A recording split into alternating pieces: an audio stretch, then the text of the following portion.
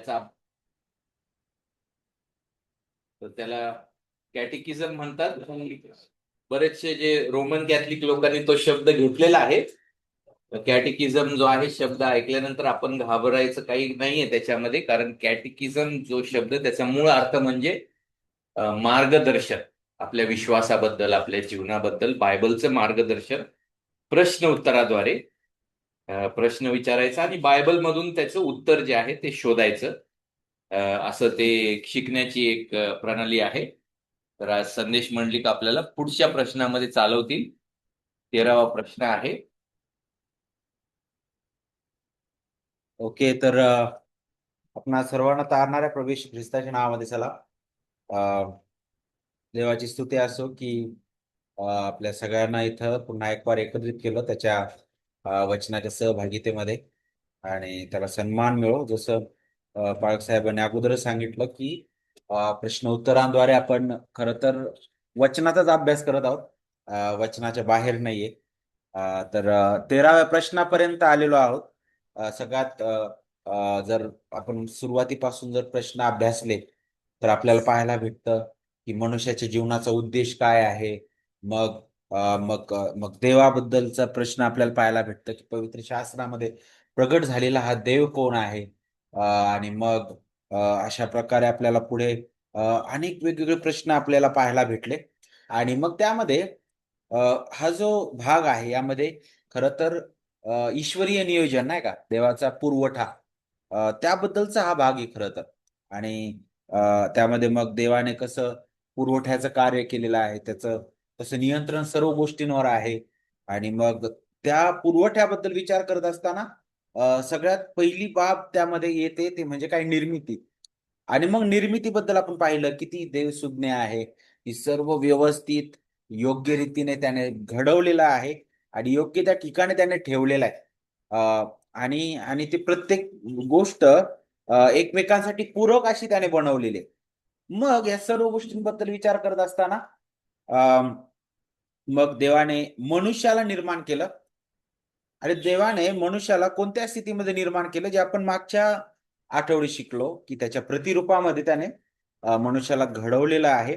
पण मग आता 13वा जो प्रश्न आहे पुढचा, तो अशा प्रकारचा आहे की मग आपले जे मूळ पालक म्हणजे आदाम आणि हवा, ज्यांना देवाने घडवलं सुरुवातीला, त्यांना ज्या स्थितीमध्ये घडवलेलं होतं, निर्दोष निष्कलंक नाही का, आणि त्याच्या प्रतिमेमध्ये म्हटलेलं आहे, तर मग काय त्या स्थितीमध्ये ते तसेच राहिले का, हा प्रश्न आहे.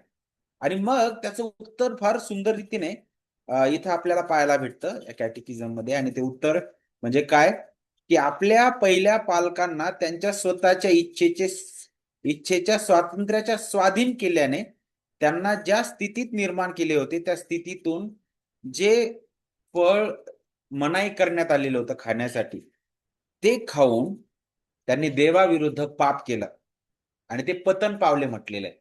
तर याचा अर्थ प्रश्न हा आहे की त्या स्थितीमध्ये ते राहिले का, तर उत्तर आहे नाही. म्हणजे ते पडलेले आहे.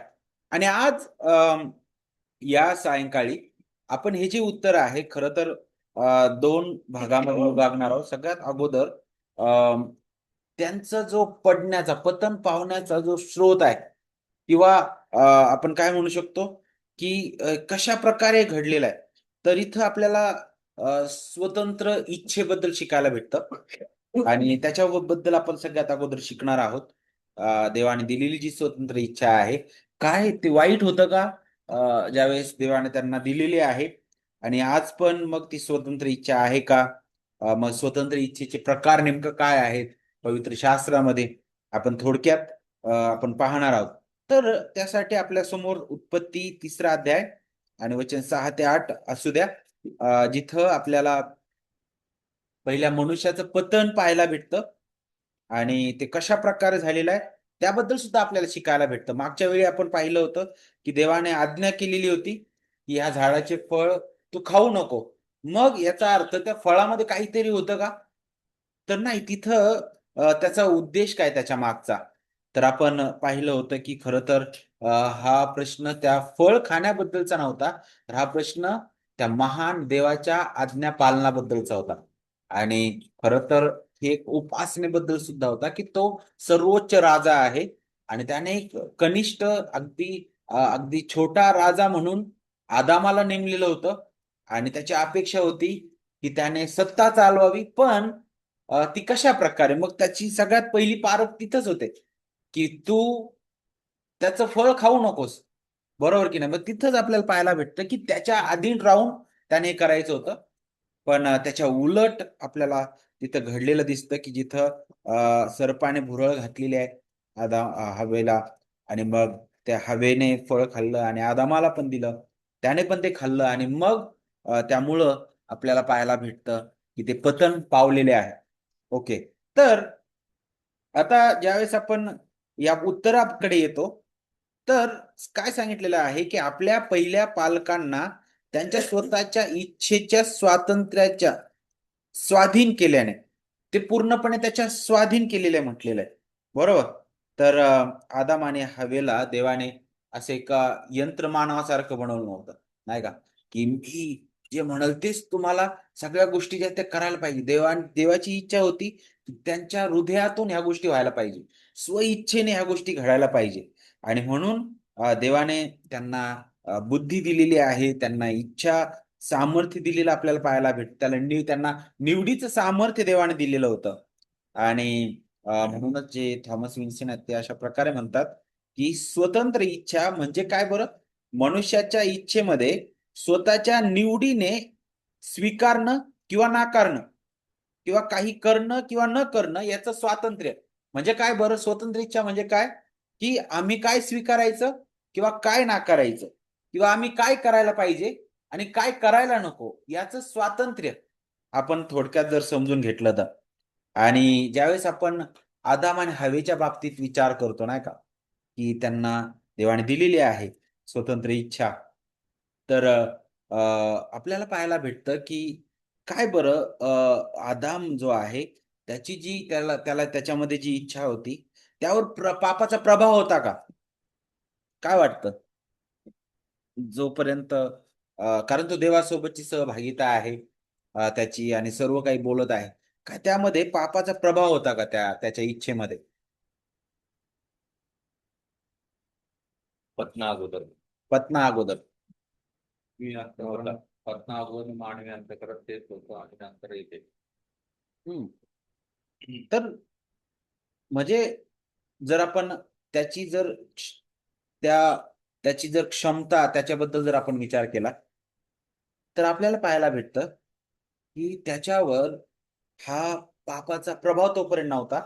नक्कीच हृदय आपल्याला पाहायला भेटतं, मानवी हृदय, जिथं त्याला याची जाणीव होती काय चांगलं आहे आणि काय वाईट आहे, बरोबर की नाही? पण सगळ्यात महत्वाची बाब तिथं एक होती, ती म्हणजे काय? की नक्कीच त्याला हे माहित होतं काय चांगलं आणि काय वाईट आहे, आणि त्यासोबतच त्याचं हृदय अगदी पवित्र होतं. आणि आपल्याला पाहायला भेटतं मग त्याची जी इच्छा आहे, त्याचं जे लक्ष आहे ते केवळ देवाकडे होतं, ज्याने त्याला घडवलेलं आहे, ज्याने त्याला या एदेन बागेमध्ये ठेवलेलं आहे, ज्याने त्याच्यावर ही कामगिरी सोपवलेली आहे, त्याच्यावर त्याचं हे सर्व लक्ष होतं. आणि म्हणूनच उपदेशकाचं जर पुस्तक आपण वाचलं, 7वा अध्याय आणि वचन 29 मध्ये, तिथं देवाने त्याला कसं घडवलेलं होतं त्याबद्दल आपल्याला शिकायला भेटतं. जिथं काय सांगितलंय की देवाने मनुष्य जो आहे तो सरळ असा उत्पन्न केला म्हटलेला आहे, सरळ. आता मूळ भाषेमध्ये जर आपण पाहिलं तर मग आपल्याला हा जो प्रश्न होता मी विचारलेला, त्याचं उत्तर भेटेल की त्याच्या इच्छेवर पापाचा प्रभाव होता का? तर मग देवाने मनुष्याला कसं घडवलेलं आहे? सरळ, बरोबर? तर सरळ म्हणजे नैतिक दृष्ट्या शुद्ध, पापरहित, देवाच्या प्रतिमेमध्ये घडवलेला आहे तो, देवासोबत तो संगती करू शकतो, अशा स्थितीमध्ये देवाने त्याला घडवलेलं आपल्याला पाहायला भेटतं. आदामाकडे खरं तर स्वातंत्र्य होतं. कशाबद्दल? ते स्वातंत्र्य आपल्याला कशाबद्दल सांगतं? की तो देवाची आज्ञा पाळू शकत होता पतनाच्या मोडू पण अगोदर. हा? मोडण्याची पण कॅपॅसिटी. आणि त्यासोबतच आपल्याला पाहायला भेटतं की तो अवज्ञा सुद्धा करू शकत होता. दोन्ही गोष्टी आहेत. ही स्थिती जी होती, जरी त्याला देवाने निर्दोष स्थितीमध्ये निर्माण केलं, पण ज्यावेळेस देवाचं पावित्र्य आणि ज्यावेळेस याची निर्दोषता, या दोन्ही बद्दल जर विचार केला तर देव कधी न बदलणार आहे. पण इथं आपल्याला पाहायला भेटतं की बदलणारी अशी अवस्था होती, बरोबर की नाही?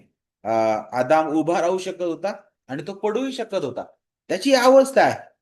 आणि म्हणूनच ज्यावेळेस आपण या स्वतंत्र इच्छेबद्दल विचार करतो, तर मग याचे काही प्रकार आपण पाहू शकतो, जे थॉमस विन्सन जे आहेत त्यांनी दिलेले आहेत. त्यामध्ये पहिलं म्हणजे ते म्हणतात, की अशा प्रकारची जी इच्छा ती केवळ चांगल्या गोष्टींकडे लक्ष केंद्रित करणारी आहे. केवळ चांगल्याकडे आणि ते म्हणतात, की ही जी इच्छा आहे ती केवळ देवामध्ये आहे. कारण देव चांगुलपणाने भरलेला आहे. देव महान आहे. तो कधीच पाप करत नाही आणि पापाची तो निवड करत नाही. आणि ते म्हणतात, की अशाच प्रकारची इच्छा पवित्र देवदूतांमध्ये सुद्धा आहे, जे निवडलेले. त्याच्याबद्दल आपल्याला शिकायला भेटतं. आणि जे स्वर्गात जे जे संत गण आहेत, त्यांची सुद्धा अशाच प्रकारची आता इच्छा आपल्याला पाहायला भेटत. पण ज्यावेळेस आपण इथं अ, हा प्रश्नाकडे येतो, की मग हे जे पहिले जे पालक आहेत, आपले मूळ पालक आहेत, ते त्या देवाने निर्माण केलेल्या स्थितीमध्ये तसेच राहिले का? तर मग इथं आपण पाहतो, की नाही ते राहिले नाही. का बरं? कारण इथं त्यांनी स्वतंत्र इच्छेचा दुरुपयोग केलेला आहे. दुरुपयोग केलेला आहे.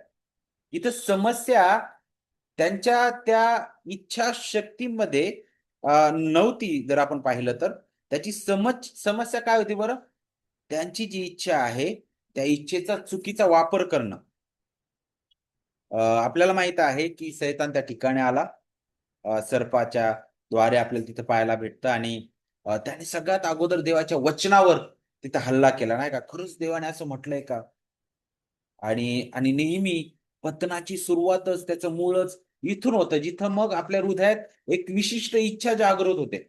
एक एक एक विशिष्ट विशिष्ट आपला कल कुठेतरी झुकला जातो. आणि तशाच प्रकारे तिथं होत आहे. देवाच्या वचनावर शंका उपस्थित झालेली आहे, देवाच्या स्वभावावर. अरे, देवाची इच्छा नाही की तुम्ही त्याच्यासारखं व्हावं, नाही का? आणि त्याला माहित आहे की तुम्ही ज्यावेळेस हे फळ खाल, त्यावेळेस तुम्ही त्याच्यासारखे बरे वाईट जाणणारे होणार आहे. तुम्ही खरोखर मरणार नाहीये. आणि मग यामुळं काय होतं, की स्वतःच्या निर्णयांवर आपण विश्वास ठेवायला लागतो. आणि तेच मग आपल्याला एदेन बागेमध्ये पाहायला भेटतं. हवाबाईच्या बाबतीत नाही का? जर तुम्ही उत्पत्ती 3 आणि वचन 6 कडे आले, तर बघा वचन 6 काय सांगतं बरं?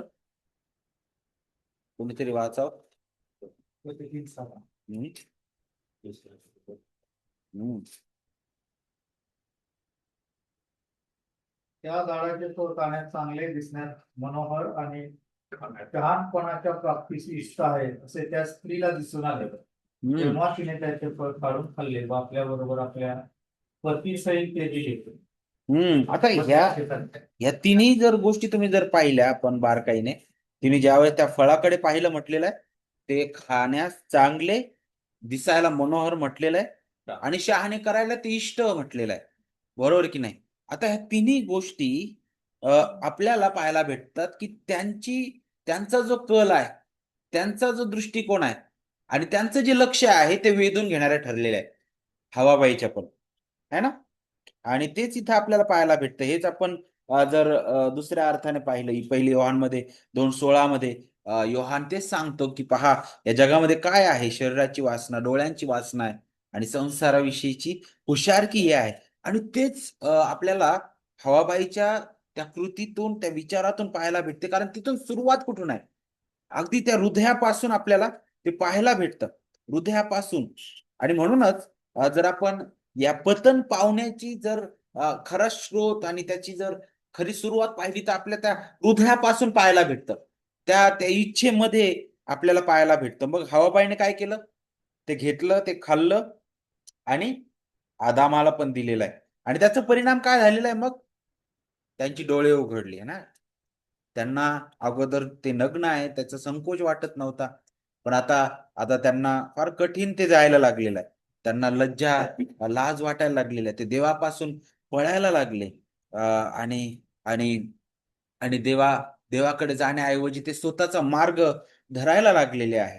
नेहमी, नेहमी अशाच प्रकारे पाप जे आहे ते शिरकाव करताना आपल्याला दिसतं. अरे नाही, तू मोठा होशील नाही का? तू अधिक शहाणा होशील, तू देवासारखा होशील. पण खरं जर आपण पाहिलं तर त्याचा परिणाम वेगळा झाला त्यांच्या जीवनावर, की त्यांच्यामध्ये लाज आली, अपराधी भावना त्यांच्या हृदयात उत्पन्न झालेल्या आहे, भीती निर्माण झालेली आहे, देवापासून ते विभक्त झालेले आहेत. हं? आणि त्याबद्दल एक देवासेवक म्हणतात, की जो आदाम आता निर्दोष होता, जो निष्पाप होता, आता तो लगेच अपराधी झालेला आहे. तो अगदी आता दोषी ठरलेला, अगदी एका पापामुळं देवासोबतची संगती तुटलेली आहे. आणि आणि अगदी मनुष्याचा स्वभाव पूर्णपणे भ्रष्ट झालेला आहे आणि मृत्यू या जगात आलेला आहे. आणि म्हणूनच अ, आपल्याला पाहायला भेटतं, की त्यामुळं हे किती गंभीर आहे गोष्ट नाही का? पुष्कळ वेळा आपण पापाला दर्जामध्ये तोलतो नाही का? कमी दर्जाचं खोटं बोलणं काय नाही होत, सहज आपण बोलू शकतो नाही का? किंवा आपण त्याचे एक कप्पा आपण करून ठेवतो आणि मग त्याचा जो परिणाम आहे तो भयंकर आहे खरं तर. अगदी क्षुल्लक जी गोष्ट आपण करतो, जी जी देवाच्या विरुद्ध आहे, आपल्याला पाहायला भेटतं ते सुद्धा पाप आणि तोच परिणाम घेऊन आपल्या जीवनामध्ये येतं. बरोबर की नाही? तर मग तीच अवस्था अशाच प्रकारे इथं आपल्याला पाहायला भेटतं. तर हे जे पहिले जे पालक आहेत, ते पतन पावलेले आहेत आपल्याला पाहायला भेटतं.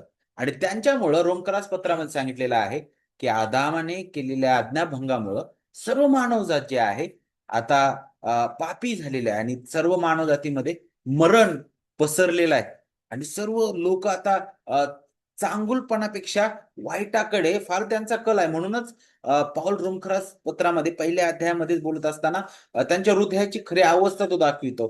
परराष्ट्रीय आणि यहुदी लोक नाही का, त्यांची इच्छाशक्ती, त्यांचं वागणं, त्यांचं बोलणं, आणि आणि त्यांच्यासाठी काय महत्वाच्या गोष्टी आहेत, ह्या सर्व गोष्टी तो दाखवितो. आणि तेच आपल्याला इथं पाहायला भेटतं. तर हे पहिले जे पालक आहेत ते पतन पावलेले आहेत, बरोबर. आणि आणि मग आता ह्या स्थितीमध्ये असताना मग आपल्याला पाहायला भेटतं, आजही ते इच्छा स्वातंत्र्य आपल्यामध्ये आहे का? आता पतन पावलेलं आहे. सर्व मानव जातीची स्थिती अशी झालेली आहे, की सर्वांनी पाप केलेलं आहे. ते देवाच्या गौरवाला उणे पडलेले आहे. पण मग हा प्रश्न आपल्या समोर आहे, की आजही इच्छा स्वातंत्र्य आहे का?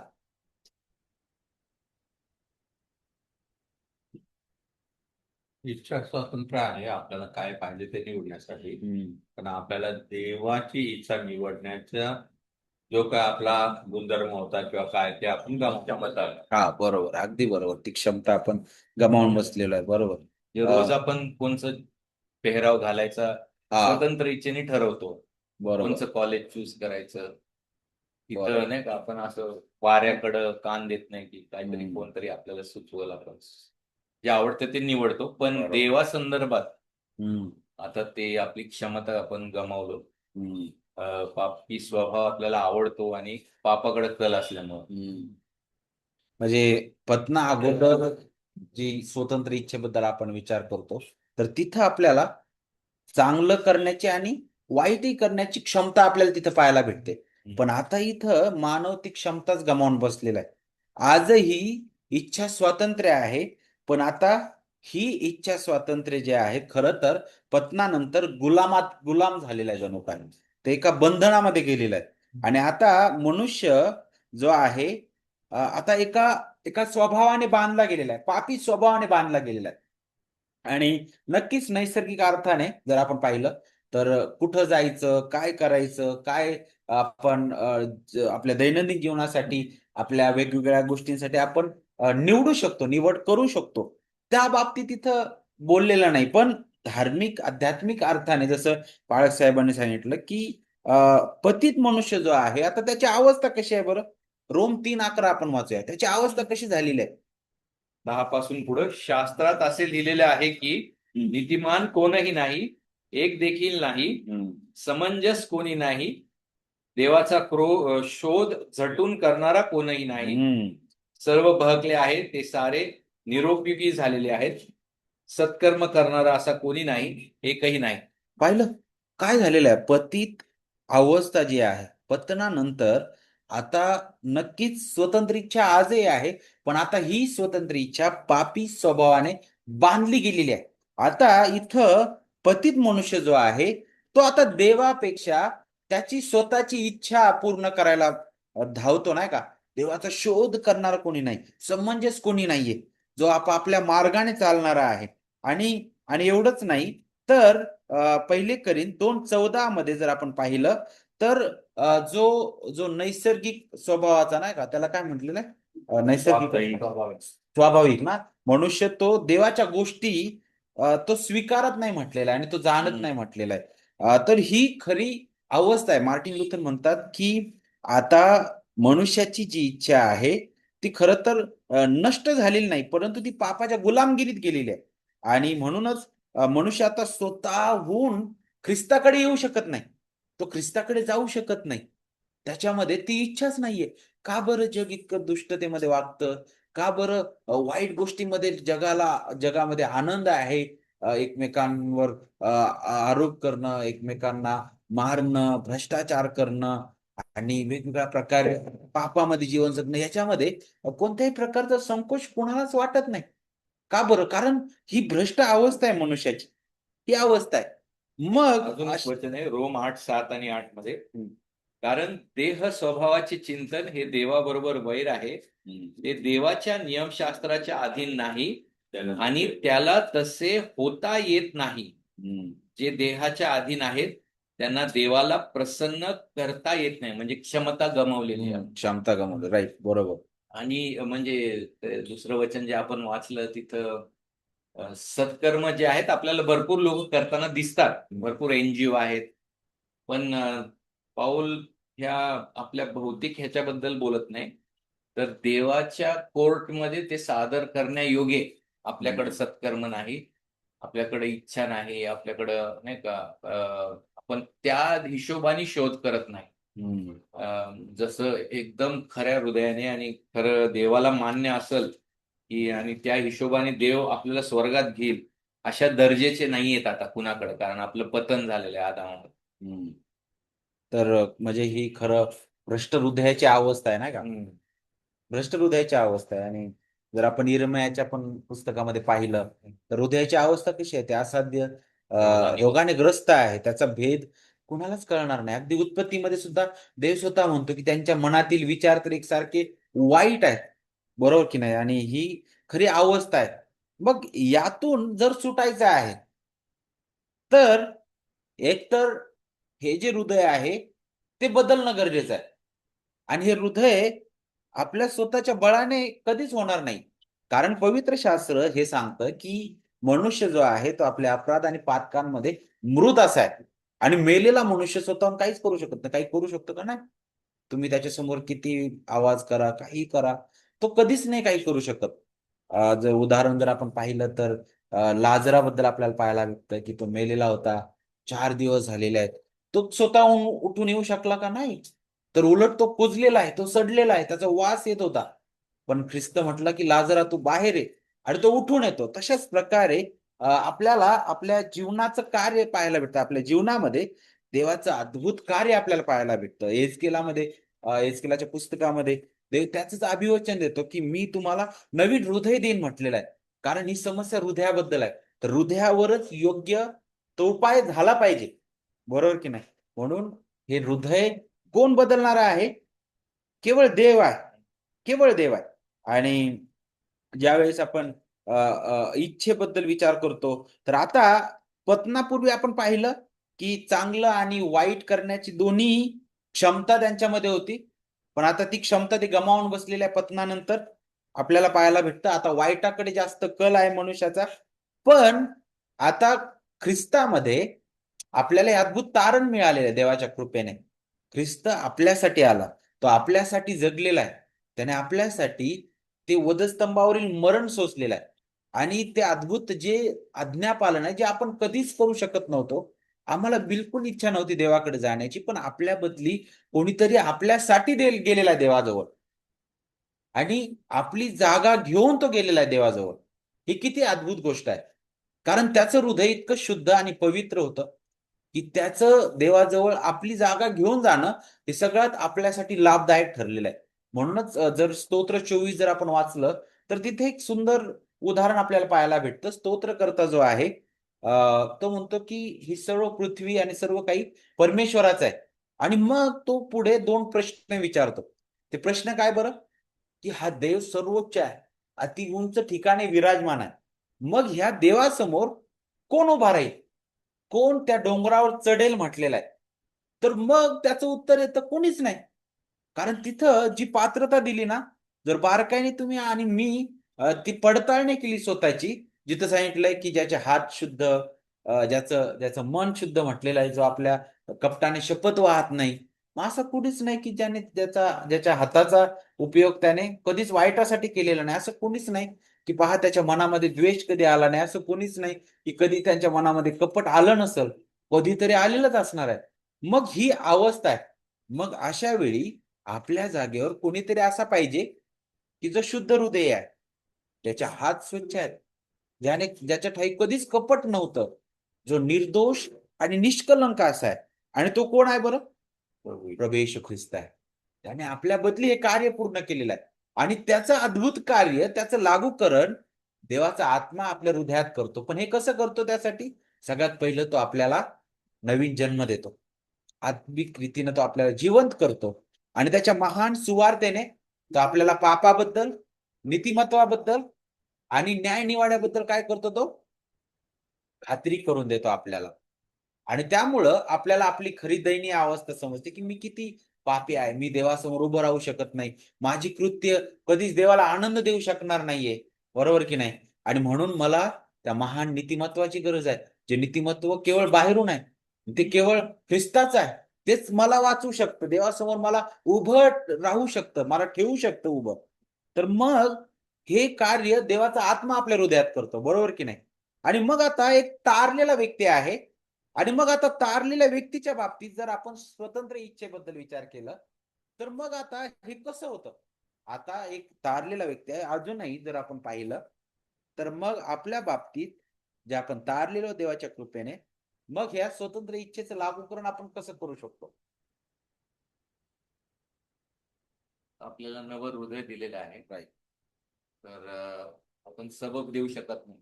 हम्म. कारण देवाने अंतःकरण वायरिंग सगळं बदललेलं आहे. हम्म. आता आपला त्याच्या नियमांमध्ये आनंद मिळतो आपल्याला, त्याच्या बरोबर. संगतीमध्ये, वचनामध्ये, त्याच्या लोकांच्या सहभागितेमध्ये. तर आता आपण वाढू शकतो खऱ्या अर्थाने, जर का आपले देवाची साधना आपण घेतले तर. आणि अजून काय? बरोबर आहे. आपण वाढवू शकतो आणि ही अद्भुत गोष्ट आहे. आणि मला अजून एक गोष्ट म्हणजे त्यामध्ये ऍड करायची, आणि ती म्हणजे काय की पाऊल जे म्हणतो की नाही का, मी झगडतो म्हणे नाही का, स्वभावासोबत, 2 स्वभावासोबत. तर खरं तर आता काय होतंय की आज जर आपण पाहिलं तर आता या संघर्षातून विश्वास नारा जातोय. युद्ध नाही का, एक तर तो म्हणतो की मला चांगलं करण्याची खूप इच्छा आहे म्हणे, उत्कंठ आहे, पण ते मी करू शकत नाही म्हणे. त्याचं मूळ कारण काय आहे? आपण पापाच्या सामर्थ्यापासून, पापामुळे येणारा जो दंड आहे त्याच्यापासून प्रभू येशू ख्रिस्ताच्या परिपूर्ण कार्याद्वारे वाचलेलं, आपल्याला आपल्या अपराधांची क्षमा नक्कीच मिळालेली आहे. पण पापाचं वास्तव्य अजूनही आपण या देहामध्ये आहे. आणि म्हणूनच आपण आता झगडतो. तर मग नवीन जन्मानंतर जर आपण पाहिलं, एक विश्वासणारा म्हणून पाहिलं, तर इथं आपल्याला आता संघर्ष पाहायला भेटतो. पण यामध्ये या संघर्षामध्ये सुद्धा देवाने आपल्याला एकटं सोडलेलं नाही. त्याने त्याची अद्भुत कृपेची साधना आपल्यासाठी दिलेली, त्याचं अद्भुत वचन त्याने आपल्यासाठी दिलेलं आहे. त्याने त्याच्या मंडळीमध्ये चांगले कृपादान दिलेली अशी लोक उभा केलेले आहेत. वचनाची उलगडा करणारे लोक उभे केलेले आहेत. वेगवेगळ्या प्रकारे एकमेकांना हातभार लावणारे लोक उभे केलेले आहेत. जेणेकरून आपण पडू नये, जेणेकरून आपण वाईटामध्येच आपलं जीवन क्रमण करू नये, नाही का? तर ही किती अद्भुत गोष्ट आहे. तर मग इथं आपण निराश होऊन जात नाही, कारण इथं आता नक्कीच हे संघर्ष जरी चालू आहे, तर एक दिवस तो संघर्ष संपणार आहे. त्याची सुद्धा आशा आपल्याला देवाचं वचन देतं. त्याची सुद्धा आशा आपल्याला देतं की जिथं आपली एकच इच्छा असेल आणि ती चांगली असणार आहे, देवाचं गौरव करणं स्वर्गामध्ये, तेच आपल्याला पाहायला भेटतं. तर मग इथं आपण पाहिलं की खऱ्या रीतीने मनुष्य त्या स्थितीमध्ये राहिला का? तर नाही. तो पतन पावलेला आहे. त्याची इच्छा स्वातंत्र्य आता जणू काय गुलामीत गेलं ते आपण पाहिलं.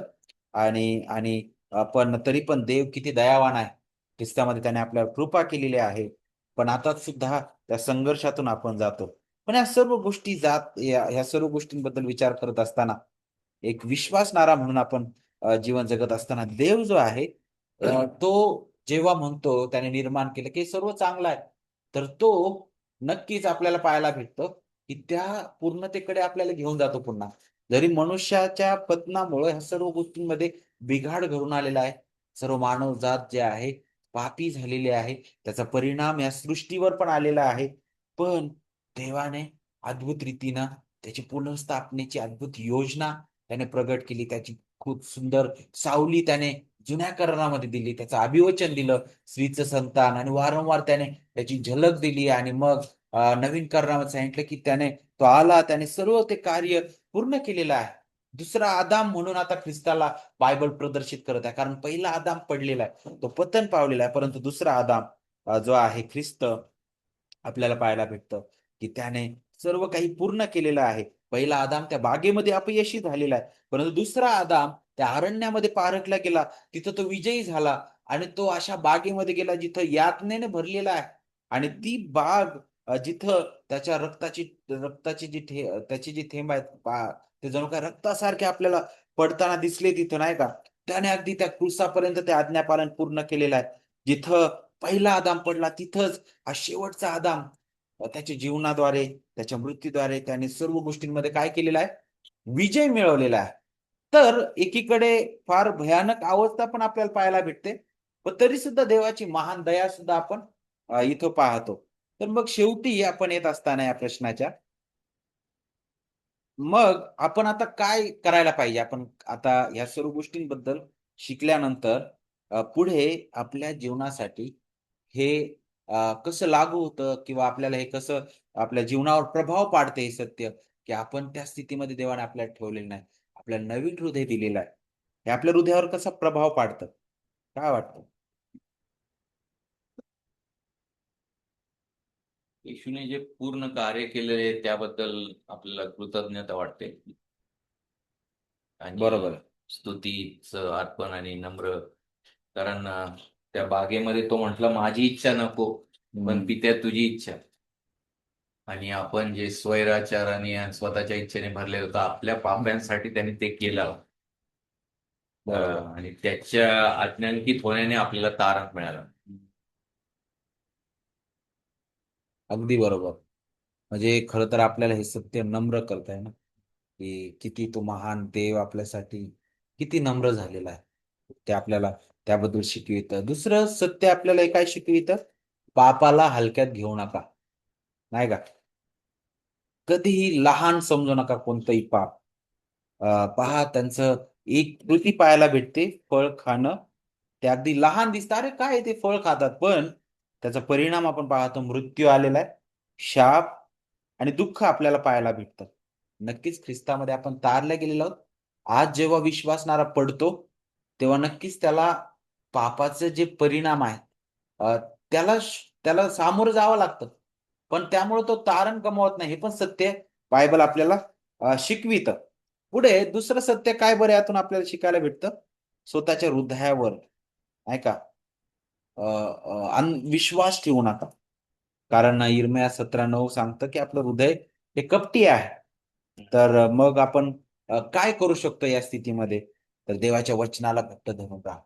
पौल म्हणतो, की ख्रिस्ताची वचनं तुमच्यामध्ये भरपुरीने राहा.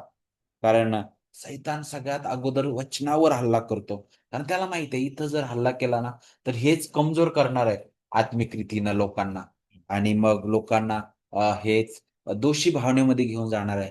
हेच अशक्त बनवणार आहे आत्मिक रीतीनं. आणि म्हणून देवाच्या वचनाला घट्ट धरून राहा. ख्रिस्ताशिवाय आशा नाहीये, हे पण सत्य समजून घ्या. तर प्रभू करो आपणा सगळ्यांना हे समजण्यासाठी सहाय्य करो, आणि त्याचा गौरव करायला तो आपल्याला कृपा करो. ही समोरील आहे.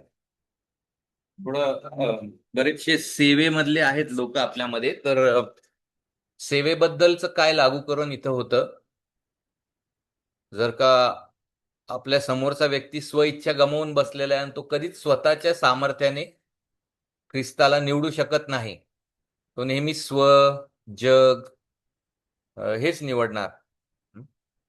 तर फॅमिली लाईफमध्ये त्याचं लागूकरण होतं की आपल्या मुलांना आपण शिस्त लावतो, बाहेरची शिस्त महत्वाची आहे, पण सत्य शेवटीचा उपाय काय आहे की त्या मुलांमध्ये ख्रिस्ताचं शिक्षण, बॅड न्यूज आपण काय आहोत, पण ख्रिस्त कोण आहे, त्याने आपल्यासाठी काय केलं, हे लहानपणापासूनच आपल्या मुलांच्या मनामध्ये बिंबवलं पाहिजे, वचनातून, सुवार्तेतून. कारण तोच मग त्यांना बदलू शकतो, त्यांची इच्छा जी आहे बदलू शकतो.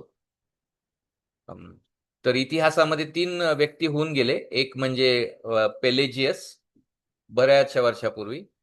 तर तो म्हटला की आदामाच्या पापाचा काहीच परिणामच झाला नाही आपल्यावर, आपण ऑल ओके. तर काही टेन्शन घेऊ नका, तुम्ही तुमच्यामध्ये फुल कॅपॅसिटी आहे, काहीच तुमच्यावर परिणाम झालेला नाही. पण अगोदरच्या मंडळीने विशेष करून ऑगस्टिन जे आहे देवाचे सेवक होऊन गेले, हे AD 400ची गोष्ट करतोय आपण. त्यांनी पुस्तक लिहिलं त्यांच्या विरुद्ध. पण मध्यवर्तीच्या काळामध्ये असे काही लोक उभे राहिले की ते म्हटले की आपण मृत नाही पण आजारी आहे. म्हणजे अर्धी कॅपॅसिटी आहे आपल्याकडे. नाही, आपण गंभीर रीतीने पापाने आपल्याला घेतलेलं आहे, स्वभाव आलेला आहे, पण अर्ध आपल्यामध्ये आहे कॅपॅसिटी. मग काही असे पण शिकवू लागले की देवाने जन्मताच एक पॅकेज आपल्या हृदयामध्ये घातलेलं आहे, आणि छोटंसं कृपेचं पॅकेज घातलेलं आहे, प्रीपेड. आणि ते नाही का आपण ऍक्टिव्हेट करू शकतो आणि देवाला निवडू शकतो. मग त्याचं कसं हे होईल की एक व्यक्ती आहे, तो समुद्रात बुडत आहे आणि रस्सी फेकण्यात आलेली आहे, त्याच्याकडे आहे, तो थकलेला आहे, फार वीक झालेला आहे, पण ती रस्सी पकडण्याची त्याच्याकडे कॅपॅसिटी आहे. हा दुसरं मत आहे. तर आजकाल बऱ्याचशा मंडळ्या ज्या आहेत आपल्या बरोबर हे सिद्धांत जो आहे तो न शिकल्यामुळं जे आहे बहकलेले आहेत ह्या दिशेमध्ये. म्हणून काय होतं की प्रॉब्लेम एवढा गंभीर नाही असं जे आहे जेव्हा आपण घेतो मंडळीमध्ये, तर मग उपाय पण एकदम सोपा आपल्याला वाटतो. योग्य लाईट आपण घेतले, योग्य मोठं चर्च, योग्य चांगलं असं पारंपरिक काहीतरी लोकांना दिलं, इम्पोर्टेड इक्विपमेंट आणले नाही का, वाद्य, मग कलाकार आणले, ते ख्रिस्ती पर म्हणजे ह्याच्यातले असतील तरी नो प्रॉब्लेम, पण ती योग्य म्युझिक आपण वापरली, योग्य लाइटिंग केली, योग्य नाही का असं इमारत वगैरे बाहेरचं सगळं दिलं, तर आपण त्यांचं कल इकडून इकडं करू शकतो नाही का. योग्य एंटरटेनमेंट दिली, योग्य नाही का एन्व्हायरमेंट बनवलं, आणि नाही का खूप हसवून जोक केले, तर मग आपण त्यांचा कल इकडून इकडं करू शकतो. पण नाही, आज आपण काय शिकलो की हृदय भ्रष्ट आहे, स्वखुशीने ते दैहिक हृदय निवडूच शकत नाही, कॅपॅसिटीच गमावलेली आहे. तर मग आपण काय करू शकतो, फक्त देवाकडे प्रार्थना करू शकतो सेवेमध्ये, पाळकांसाठी. संडेला पण आपण संडे बायबल स्टडी, पाळक आणि जे शिकवणारे आहेत त्यांच्यावर देवाने विशेष कृपा करावी, आणि स्वला न घोषित करताना ख्रिस्ताला उंचावं त्याने. कारण पवित्र आत्मा आणि येशू म्हटलं की जिथं मला उंचावलेलं आहे तिथं मी माझ्या लोकांना खेचेल. तर बऱ्याचशा पाळकांना सुरुवात चांगली होती सेवेमध्ये वगैरे, पण नंतर बऱ्याचशा फॅक्टर्समुळं त्यांचा जो मेसेज आहे, जो वधस्तंभावर खेळलेला ख्रिस्त, जे अडखळण्याचा मेसेज आहे, तो बाजूला होतो. आणि बऱ्याचशा प्रेशर्समुळं बाहेरचे, आंतरिककडचे, तिकडचे लोक म्हणतात आता आम्हाला नाही का असं हे असं डीप नकोय, आम्हाला असं द्या, आम्हाला तसं द्या, आम्हाला तसं द्या. मग त्यांचं ते फोकस डायव्हर्ट होतो, आणि मग केवळ पाऊल म्हणतो की शुभवर्तमान हे देवाचं सामर्थ्य आहे, आणि त्या शुभवर्तमान गाजवत असताना पवित्र आत्मा येतो आणि हृदयाची पकड घेतो, हृदय बदलतो, आणि आपल्याला क्रूसाचं गौरव दाखवतो, आणि मग त्याला एक नवीन हृदय देतो, एक नवीन इच्छाशक्ती देतो. त्याला चमत्कार म्हणतात. तो चमत्कार, बरेचसे लोक चमत्कारासाठी फिरतात इकडे तिकडे, पण हा सर्वात महान आजकाल चमत्कार होतो की एक मृत हृदय देव जिवंत करतो. तर त्यावर आपला फोकस असायला पाहिजे. सर्व मंडळीने प्रार्थना केली पाहिजे की देवाप्पा आमच्या मंडळीला नेहमी सुवार्तेच्या ट्रॅकवर ठेव, ख्रिस्ताला उंचवणाऱ्या ट्रॅकवर ठेव. तर त्यामुळं काय होतं की देव हा चमत्कार, कारण स्पर्जन म्हणतो देवाचा आत्मा जो आहे मानवी सिद्धांताच्या, मानवी कल्पनेच्या रथावर येत नाही, तर देवाचा आत्मा जो आहे वचनाच्या रथावर स्वार होऊन येतो हृदयामध्ये, आणि जिथं वचन आणि ख्रिस्त गाजवला जातो तिथं हा चमत्कार होतो देवाच्या आत्म्याद्वारे. इच्छाशक्ती बदलते आणि नवीन जीवन मिळतं. तर ह्यावर आपला नेहमी फोकस असावा, ह्यासाठी प्रार्थना करा. अजून काही विनंत्या आहेत का, प्रार्थनेच्या विनंत्या?